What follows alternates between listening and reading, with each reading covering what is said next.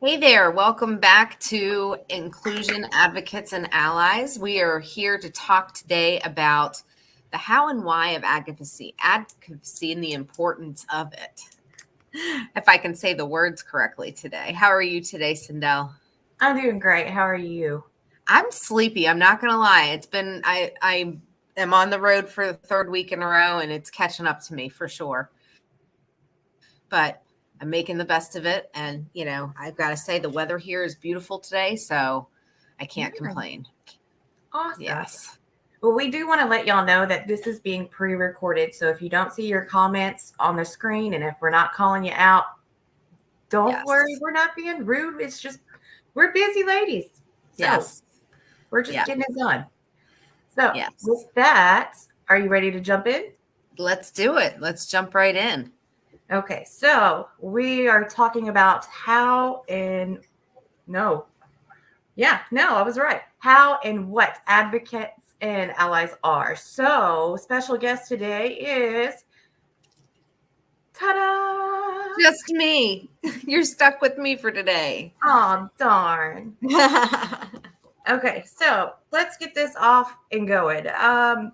Great. What type of services can we expect from advocates and allies? I'm going to speak to my particular what I do. Awesome. One of the things that I like to stress right off the bat is an advocate is about listening and not necessarily about always speaking up. It's really making sure that they hear both sides of things. So one of the things that I like to do is a thorough, review of the child's history, whatever evaluations may or may not have occurred, any comprehensive reviews of folders that I can do, interviewing of parents and the student if they're old enough, but also teacher surveys if they're appropriate, getting, some observations from school, information from school when available, and participating in meetings. Of course, doing that virtually and or in person. And that's something that I can do dependent upon the location, pretty easily. And I do attend virtual meetings on a regular basis. That's something that has been very nice since COVID. It's kind of opened up a new world to being able to work with people that don't live necessarily right around me, which is nice.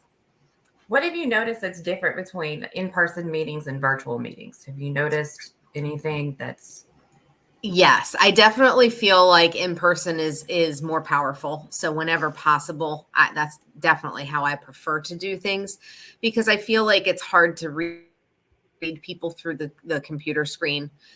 And especially myself coming in as the advocate, a lot of times it immediately puts the school system on the defense instead of, coming together to comprehensively work together and helping the child. So I have to work real hard to help the school realize that I'm not against them. I'm for the child.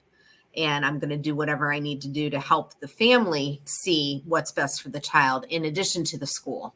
It's a two-way street that it may, and I try and make that very clear to parents up front as well. I may not, tell you or agree with you on what you're saying your child needs. And, I'll be honest about that. I'm not a lawyer, so I'm not going to just fight for whatever the parent wants because they're paying me. That's not how I work. And if it's not, a situation where they want to continue to work with me, then I understand that. And I would recommend a lawyer, be their next step instead of an advocate. yeah. So let's go on to number 2. How can advocates help families to understand what their rights are? Because you just segued right into that with a lawyer. Absolutely. I think that's a big piece of knowing your rights right off the bat, knowing, what is available to you in terms of services that may or may not be available. Also being able to really make sure that you do whatever you can to support from the outside. I just lost my train of thought completely. It derailed, didn't it? Yes, I derailed it completely. Oh my gosh. All right, tell me that one more time so Yeah. Get me How back can on track. advocates how can advocates help families to understand their rights? So I think a big piece of that understanding their rights is knowing the laws that protect them, and dependent upon the area of disability, if it's a student that has an IEP or that they're looking at an IEP, knowing the laws around IDEA and FAPE, which is free and appropriate education, making sure that understanding the concepts of least restrictive environment and what that means and what that looks like for a family, but also knowing the medical side of things. If it's a 504 student, what you can do in terms of your rights and responsibilities for accommodations in the school setting or out of the school setting. Once you're an adult and you are in the workplace, if you work in an environment where you are working for anybody that's got government funding coming in, then you're eligible for a 504 plan if you qualify for one. So that's something that I think is really important that a lot of people don't know, is that, even if you're an adult, if you have some kind of disability or medical diagnosis that affects you in the workplace, you have the right to be at least considered for a 504 plan. So that's something that a lot of people just don't know about, because it's kind of that hidden gem that nobody wants to expose, because then businesses have to do more to help support. And they should, naturally do these things just because, but we know how that works. It doesn't always work out that way. Exactly. Some places do that, but not always. Right. And I think a big part of understanding your rights, I think the first step is understanding your disability, understanding where your strengths are and where you need a little bit more work, and then learning the rights. You read my mind, because the other thing I was going to talk about was understanding individual needs and knowing that, everybody's needs are going to be different. There's unique challenges and strengths and different educational goals that everybody's coming to the table with. So keeping that in mind too is huge. I'm glad you hit on that. Definitely. I think one of the first conversations we had was, I want you to, and this is for my children, I want you to imagine where you want your child to be. It was either you or it was Tabitha Barron. Yes. But one of you said, I want you to imagine where you want your child to be, and then we'll make a plan on how to get there. Yes. Yes. So understanding the child first, understanding your needs first, and then making the plan of how to get there is really going to help in this situation. Absolutely. And I think staying informed, of making sure that best practices and the latest research that's out there, being able to especially delve into special education and what's going on in the news around that, because there's constantly things changing and laws changing and, different, cases that are coming about that are making things more prevalent in different districts. Definitely. Okay. So what ways can advocates and allies help amplify student and family voices? I think definitely one of the things that we want to do is help get that student voice more than anything heard, because it's all about the student to begin with. I have sat at the table with children as young as 5 who've been able to advocate and say, this is what I need and this is why I need it. Now, it's not necessarily everybody that can handle that age-wise, and not every situation is it appropriate, but it's very powerful when a child can come to the table and say, this is what I need and this is why I need it. But I think at the same time too, the other thing is helping support and amplify those adult voices and being very open. Excuse me. Sorry, my throat's all choky. You got a frog in there, huh? Yeah, I do. Being able to make sure that you've stayed informed, like I said earlier, and just, what's going on. You've got best practices and latest research available to you. But that's something that I feel like advocates and allies can help provide parents that information of what's, going on in their community. And I'm not going to say that I know everything about all of the areas. I would have to research depending upon the client and, the situation, for sure. Well, you said something that I actually want to ask on. I keep forgetting to flip that button. Um, how can advocates help students and parents develop these self advocacy skills and develop the confidence to make decisions in their own education? So one of the things that I do too, and I didn't think to mention this as part of my services, is I do offer to work with adults or students on how to become more self-aware and able to advocate for themselves more. Doing that through working on learning their learning styles, learning, helping them learn what works for them and what doesn't in terms of time management and organizational skills, getting to know and build that relationship with the student and or the parent, depending on who I'm working with, to help them, understand the law and become more comfortable, because the more they understand, I think the easier it is to advocate for yourself. Definitely. So that's a big piece is teaching them and helping them understand what the disability is and how they're affected and what they can do about it, and how to speak up on their own behalf. That's another thing too. It's not always easy to know, when is it appropriate and how do I interject and say, this is what I need. And I think also a huge part in helping other people develop any kind of anything, confidence and new skills, is you have to practice them. And if you don't practice them, it's not going to happen. Absolutely. Putting them in fake situations, whether you're just having a conversation or you're having them walk through something, Yes, physically and verbally, is really going to help them succeed whenever it comes time to actually be in that situation. absolutely.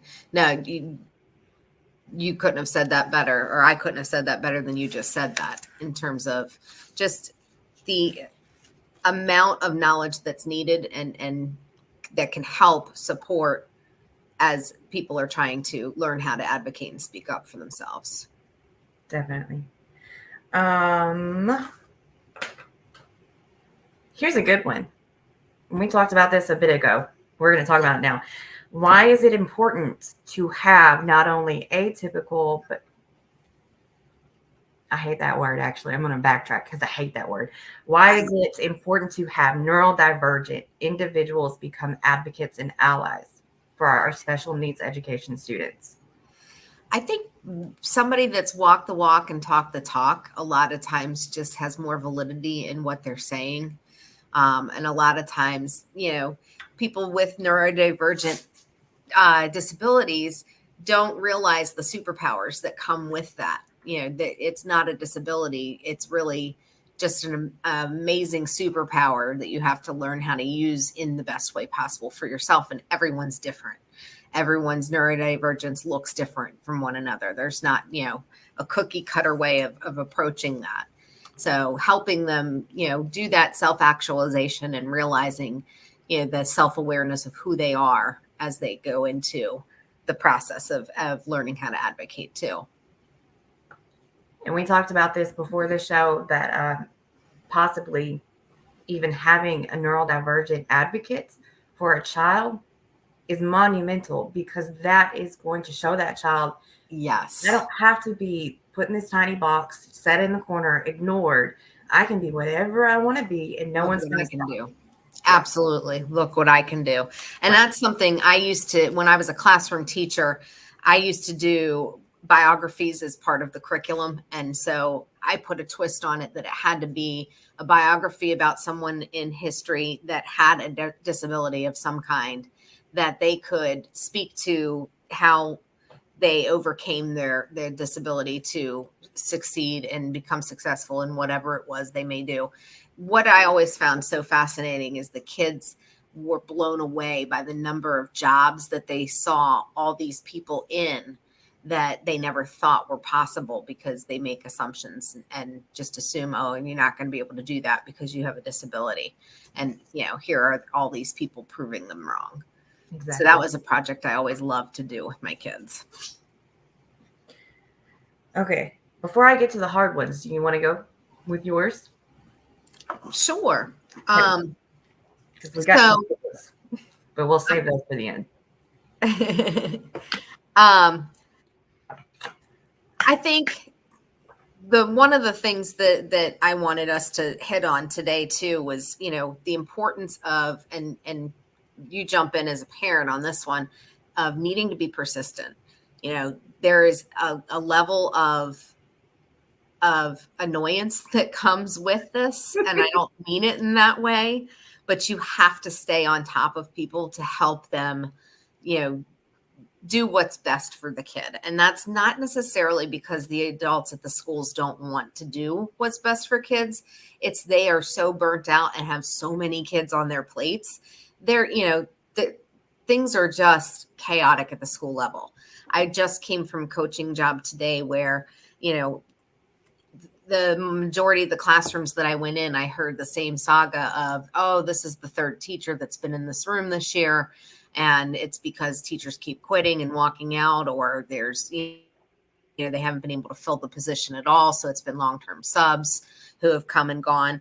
And I think that, things get lost in the shuffle because of, so many different components and moving pieces that persistence is so key to making sure that without being, an annoyance, you can fight for and speak up for making sure that you're getting clarification when you need to, but advocating until the students' needs are completely met. And that can be really hard. Sometimes, you ask a few times and it doesn't happen, and you just think, oh, well, I'll just stop there. I'm not going to worry about it. Right.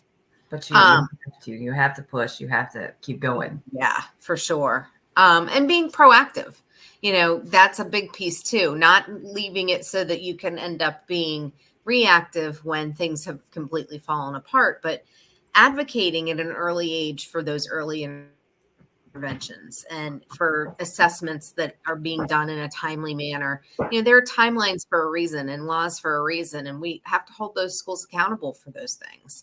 I know from being in a school for over 23 years, it's hard to meet compliance laws, but it's not impossible. They're there for a reason, and it's to make sure that we get things done the way that we need to, and that kids, don't fall through the cracks, and that we are making sure that we are helping them as much as we can, and doing it at an early intervention way versus waiting for the problems to get worse. Yes, I really like that. Be proactive rather than reactive. Right. Very much. Well, then you probably will love the next one. Document everything. Document everything. Absolutely everything. And, that's something that for years, I am a note taker just by trade. That's what I do. I need to write it down. See, you and I have my book right in front of me with all kinds of stuff, just going. Yep. And I have to take this everywhere I go, because there might be some time that I need to write something down, and I have to have my book in front of me so I can do that. We need to be training people from an early age to be doing those things and documenting everything, because things do fall through the cracks, and keeping records of what's happened helps prevent that. So the more detailed records of meetings that you have, the better off you are. I can't even tell you how many times I've said to a parent, okay, well, let me see all of their progress reports or all of their IEPs. Oh, well, I don't have copies of it. I haven't kept that over the years, or, I'm not sure where that went.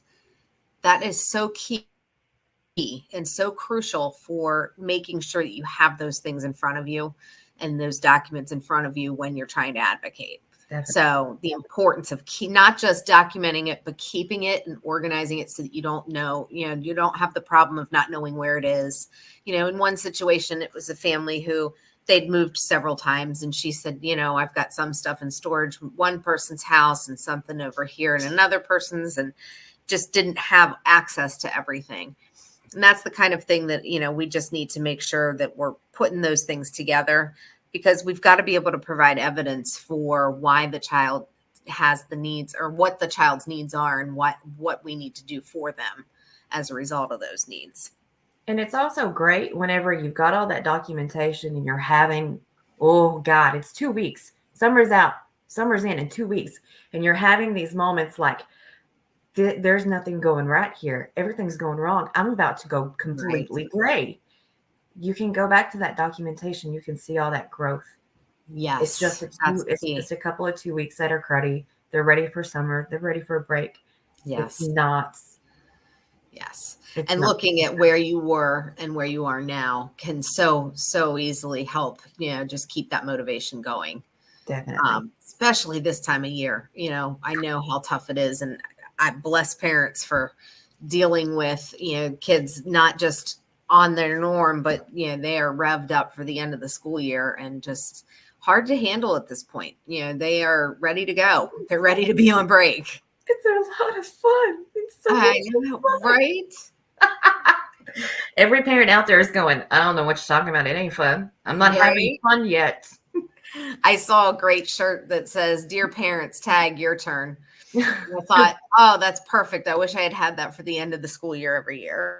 That is great. It would have been a great t-shirt to have. Yeah, definitely. Okay, so we got about, I don't know, it's Sindel math, 20 minutes. Are you ready for some hard ones? Yeah, I'm going to try. I like your enthusiasm. All right, let's do this. All right. Let's do the semi-hard one first. How can people... Oh, this one was the one I kept getting tongue-tied with. Let's see if I can get it out in one piece. Okay. How can advocates help parents and students partner with community organizations to create a supportive network that prioritizes the well-being of students? Hot dog, I got that out. You did. I'm impressed. I was going to talk about the importance of bridging that gap between home and school, and the importance of the community being, a part of that bridge. It's not just on parents and teachers. Communities need to be getting involved. These kids are our future, and, you get what you pay for, and you're going to get what you put in, this is, we're at a very dire time, I think, in education, systematically everywhere we go. I'm seeing and hearing the same problems no matter what state, type of city I'm in, whether it's more urban or rural or even suburban, it doesn't seem to matter.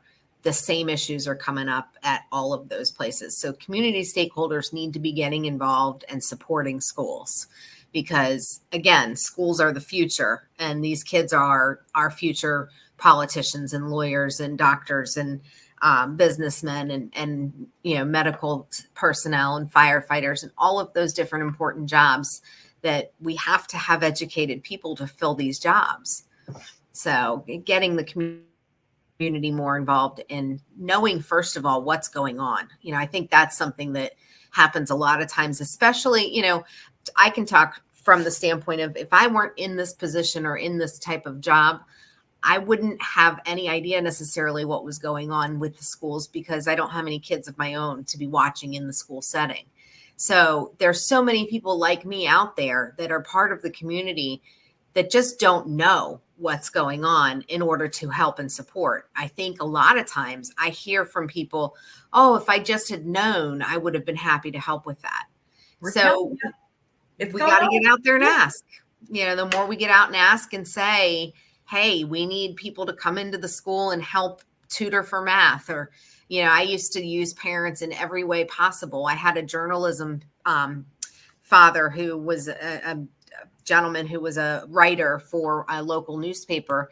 And I used him to help me edit papers for students, because I knew his grammar was probably even better than mine. So, as a writer himself, it was just one more thing that I could have somebody come in and help me with. So we just forget that sometimes if we don't ask, then nobody's going to offer. So we've got to get out there and say, this is what we need, and be vocal about that. And another thing, how can we work together to prioritize the well-being of students? And I think this bleeds into the next one. So let's just go ahead and I'll ask the next one. How about that? Okay. How can advocates work with policymakers to ensure students have access to necessary support and resources? And you hit on this a little bit with the last question, but we're going to talk a little bit more in detail now. So I think a big part of advocates working with the policymakers is knowing what's going on in the schools and being realistic about what's happening. Policymakers tend to lose touch with what's going on at the school level. And so advocates can be that bridge. Again, referencing that bridge of trying to close that gap, but that's really what an advocate's job is to help close that gap and help everybody get onto that same page and understanding what the needs are. So definitely think that a big piece of it is just being in the know and knowing what decisions are being made. The more that advocates can be a part of those decisions with policymakers, the more likely that those decisions are going to be coming from things that are stemming at the school level that the advocates are seeing. So I just think improving that overall communication is a huge component for sure. Definitely. And another one, I don't know if it ties into this one or the next because my train derailed. My squirrel went, ooh, shiny. I understand. But we had talked about this earlier about making things accessible for children and for students financially. Yes. And helping close that. Again, I keep going back to closing the gap, bridging the gap. I don't have the picture today. I'm sorry. That's okay. For those of you who don't know that are just maybe tuning in for the first time, I have a book called Bridging the Educational Gap Between Home and School that I co-authored with my wonderful colleague and sister, Christine Lynn Jones. Not to be confused with Kristen Lynn. We like to make sure we get that as confusing as we can make it. She and I have had so much fun. People have so much trouble trying to not tongue tie us when they're talking to both of us at the same time. So it gets entertaining for sure. It's tongue aerobics for sure. And now I've derailed my own thoughts about what we were talking about, but I was talking about bridging that gap between. We were talking about making items for students more financially accessible. Yes. Making mental care and support for students. Yes. One of the things I feel very strongly about as an advocate is that I'm not willing to just work for people that have money. Advocates are most needed by people that probably can't afford to hire them. So being able to do as much pro bono work as I can and supporting families that don't have the money or resources that typically would need those supports, I want to help as many of those families as I can. So one of the things that I plan on doing is just having a generic donation button, available once my website gets up, which should be very soon, hopefully by the end of the summer. Yes, Christine and I have one coming very soon. But having a donation place on there, she and I have talked about this for, if people want to purchase a class for a parent that can't afford it or donate towards a class, that there's just a generic fund that parents can donate to. Yeah, I think that's going to be a good thing. And I know there's so many parents out there that would donate if they knew where and how to and what it would help and why it was needed. They just, again, they don't know, so they don't offer. And, if we ask a lot of times, the worst that happens is, my dad has always said this to me, the worst that happens is that the answer is no. And you're at the same place that you were at before you asked the question. So the worst that happens is the answer is no. The best that happens is we see incredible, amazing growth and, people donating money to help support communities that need that those parenting classes and need the advocacy support coming in to help them. Exactly, because this is why y'all started this journey to begin with. Absolutely. It was never, and it has never been about the money. It's been, how can we reach and help kids that are not being currently reached, and how do we help those parents that want to do better, but just don't know how to? I think that's a good majority of parents want to do as best they can as a parent. And a lot of times they just don't know what's the best, what is the most beneficial for their child, and having someone that can step in and help with that and help navigate that process can just make life a lot easier. Definitely. I'm just making sure we got all the questions. Yep. And another one is not just advocates coming in and working pro bono, but also other professionals coming in and to the schools and working pro bono, because a lot of what's needed is needed in school. It's needed at home as well. Absolutely. Community members, again, if they knew what was needed, they would be more apt to volunteer and help. There are a lot of companies now that when I was looking for jobs outside of education, one of the things that I saw and really enjoyed the pattern of were places that had community service days where staff, had so many days a year that they could go donate their time to a community service event of some kind, or, donating their volunteer time at a school, or, whatever they may want to do it. But the more we could promote and ask for volunteers through programs like that, again, people don't offer because they don't know what to offer. If we just put it out there and say, this is what we need, a lot of times there are more people that are going to step up and say, oh, I can help with that. Or I may not know how to help, but I know someone that can help. So let me help you get connected. And maybe it's something to do also with the school reaching out and saying, we have this need, can you fill it? Because some schools actually don't. They post it on job boards or they post it on whatever, but they don't reach out to parents. Right. And a lot of times parents would step up in a heartbeat if they knew what was going on. I talked with a long-term sub today whose child is in the building.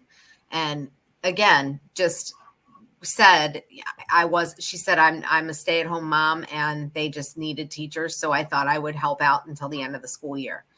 I mean, bless her, this time of year to step in as a substitute. God help her. God help her. Exactly. I mean, bless her. I kept praising her. I was like, there's a special place for you in heaven, because there are not a lot of people that would do that, especially at the end of the school year, the way that kids are anyway. And in this state, testing has already occurred. So the kids are even more riled up because there's only 20 some days left and they're ready to go. Like a shaking can of soda. Yes. And for those of you who don't have kids, haven't been exposed to kids and have no idea what that's like, oh my God. It's a shaking can of hot soda on a sticky hot gross day. That's a great description. I love that. I love that analogy for it. That's a really good way of putting it. And I can't stand sticky stuff. So no. I wrap my head around that one. Like, oh my gosh. Yeah. No, I'm all out of questions. Have you got any?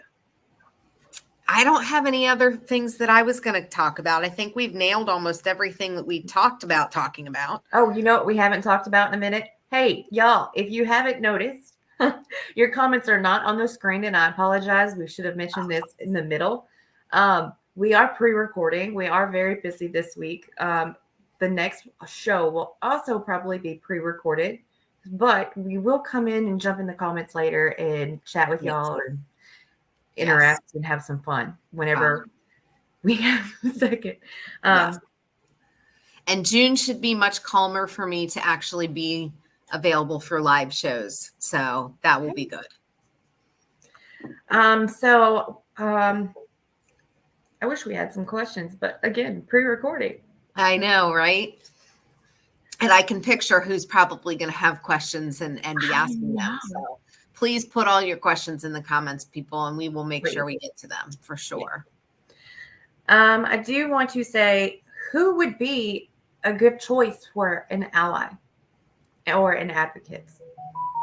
I think, obviously, I think I'm a good choice for an advocate. I think you're a terrific choice. And I think anyone who needs an advocate should reach out and hire you. And I'm throwing your contact up right now. Appreciate it. I appreciate it. You are absolutely fantastic. Thank you. I appreciate that greatly. And I'll pay you later for those comments. No. I think one of the things that I really love about this job is that I get to see growth and I get to see, people really change and grow and develop with time, not just, in their abilities and disabilities, but in their ability to speak up for themselves, like we were talking about, and advocating for themselves. And then also just that overall growth process that occurs when you're learning more about yourself. And, I think a lot of times kids with disabilities have to learn who they are real quickly, a lot quicker than other kids. We tend to not give them a lot of credit where they deserve tons because they're working 10 times as hard. So I don't know how I got off onto that tangent, but it was a good tangent. It really was. That's good. So on that note, I know it's a little short today, but we can certainly wrap it up a little early and answer questions for people later. And we'll come back with a vengeance, nice and hard in June with all kinds of great stuff. We've got some good guests that are going to be coming up. I have a dear friend that I'd like to come on, and she and I've talked. She has a child with a disability. And so I want to bring her on to talk about that process of how she has gone through the IEP process and the difficulties that arise for you as you're going through. Definitely. That's needed. Absolutely. It'll help you not only know what's coming up and know how to deal with it, but brace yourselves. Yes. And just having someone that you can reach out and say, hey, you've been through this. Can you help me? That's something that, even though I haven't walked the steps of a parent through this process, I did 23 years in public schools with parents that were having students with IEPs, to see that process enough that, I'm happy to help anyone that I can, even if it's just a consult to see, if there's something I can do. My first consult is always free. So that's something I want to make sure people know. That if they're worried about money, don't let that hold you back from reaching out to me. That's something we can always figure out. So if you know how to contact her, how else can they get a hold of you right now, Kristen? So until my website is up, I would say that LinkedIn is probably the best option. I am also on Facebook as Kristen Lynn Nori. So same name on there, very easy to find. Certainly can reach out to me that way. I also have an email address, inclusionadvocatesandallies at gmail.com. So that would be another great way to reach out to me if people can't reach me through LinkedIn or Facebook. And you still have a form on your LinkedIn, contact me, correct? Yes. So that would get you a free consult. That gets you set up to meet with me to have a consult. Grab that form, guys. It's in our contact section. Well, guys, I guess we're going to wrap it up. We're all out of questions. Thanks for coming. Again, remember, this was pre-recorded. We will come back and we'll hit y'all up just as soon as we have moments. And I appreciate you working with me to pre-record this. I'm spending all week in a school, so I'm really enjoying getting to be. I'm in a different school every day, actually, which is very cool. So and getting to really enjoy spending some time with the kids, which I have missed desperately. That's awesome. Yes. Unfortunately, it's the end of the year, so yes, it's entertaining to say the least. They say some funny things, that's for sure. And I have to say, they're very welcoming when there's a stranger in the room. For the most part, kids are very inquisitive and want to know who you are and why you're there. And they're not shy. They'll come right up and ask me, and why who are you and why are you at my school? It's funny. I love it. Well, guys. Oh, Jinx. Yes. Go for it. I was just going to say thank you again for all of my lovely, loyal listeners that come back and chime in every week. We appreciate you, and we will get back to you in those comments, like Sindel said. Y'all have a great week, and we'll see y'all next time. Bye, guys. Good one.